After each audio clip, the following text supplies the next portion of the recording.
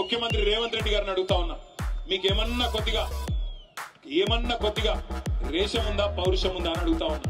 మీరే కదా నాడు ఎమ్మెల్యేలు పార్టీ మారినారు కాంగ్రెస్ వాళ్ళని చెప్పి మీరే కదా మాట్లాడింది. రాజీనామా చేయకుండా పార్టీ మారితే రాళ్లతో కొట్టండి. మరి ఎవరు చెప్పాలి రాళ్ళని? ఎవరిని కొట్టాలా? ఈరోజు మీరే కదా అన్నారు అన్నాడు. ఆ ఇంటి మీద వాళ్ళని కాకి ఈ ఇంటి మీద వాళ్ళద్దన్నారు. మరి 10 మంది కాకుల్ని ఎందుకు చేర్చుకున్నావు నేను అడుగుతా ఉన్నా. ఈ 10 మంది కాకులు ఇవాళ ఎటు కాకుండా పోయినారు. వీళ్ళు 2 లింగాలు ఉంటాయి నాకు తెలిసేది. ఒకటి భూలింగం, రెండోది స్త్రీలింగం, అంతేనా? ఇప్పుడు మరి ఏ లింగాలు వీళ్ళు?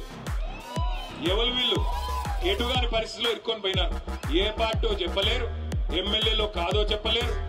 స్పీకర్ కాడ ఒక మాట, ప్రజల కాడ ఒక మాట, బయటికి వస్తే ఒక మాట, ముఖ్యమంత్రి కాడికి వస్తే కాళ్ళు మొక్కేది.